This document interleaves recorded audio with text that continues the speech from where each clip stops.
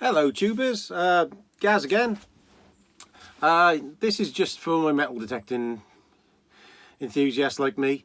As you know, I've got modern detectors, but I like using my older detectors. That's more fun for me, to be honest with you. And when you use these older detectors, you'll come up to the problem with batteries and battery life and power and things. And I had this problem with my GT before, Minelab GT. And the 9.6 volt batteries they usually are. You can buy the lithium ion batteries for the GT, but when you put in your normal batteries, you've got 8 AA batteries in there.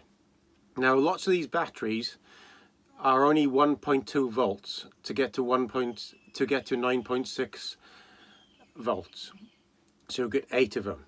So what I was doing, and what I still do, is I would buy the expensive Everready batteries, and they're 1.5 volts each. So when you put in your metal detector, they're 12 volts instead of 9.6 volts. So you're full power for a longer period of time, and you get a little bit more depth. There is a voltage regulator in the actual metal detector, but it definitely helps because these lower power batteries tend to drop their power quite quick, so they'll go from 1.2 volts down to 1 volt, and they'll stay level then, and they'll run out gradually. Now these bigger batteries, 1.5 volt, to hold a charge for a longer period, but they're expensive.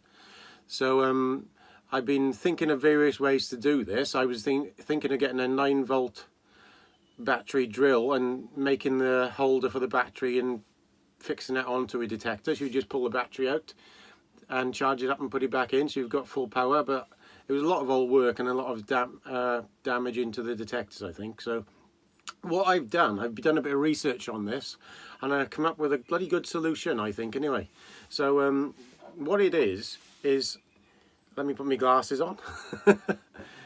Hixon rechargeable batteries. Now this firm, I think it's German, I'm not sure.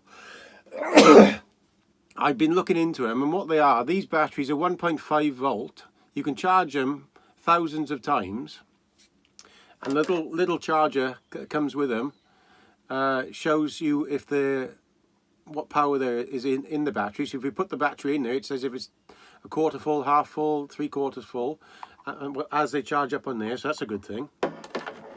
And it's a USB on the charger.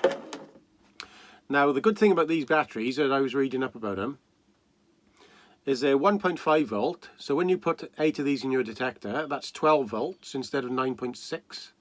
So a lot more power. And these actually hold their 1.5 volt all the way till they run down. Now here's the interesting Gaza fact of the day for you, that I found out about these. Is fantastic.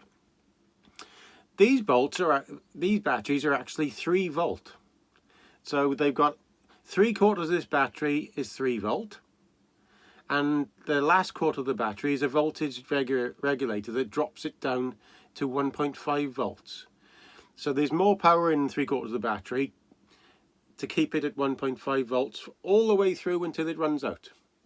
So it keeps it 1.5 volts all the way through, and they're brilliant for that detectoring, for that sort of thing, because you've got full power all the time, and possibly more power than you're supposed to have. So they're just AA batteries, and they're in a little plastic case at the moment, obviously. So to buy them, I think 8 of these batteries, can't remember off the top of my head, was it 40 quid or not? But when you think they're going to be recharged thousands of times, it's actually a good deal. And I had 2 packs that came with one of these chargers as well. So I got 8 batteries separate, and then I had 2 packs of batteries with 2 chargers. So you got 2 chargers, and you got 2 of these separate. So I think it cost me around 60 quid, I think. So if you're interested in this sort of thing and you like using older batteries, it doesn't have to be for metal detecting, does it? But like I said, the actual capacity of these things is 3,500 milliwatt hours in each battery. So they hold their charging really bloody incredible.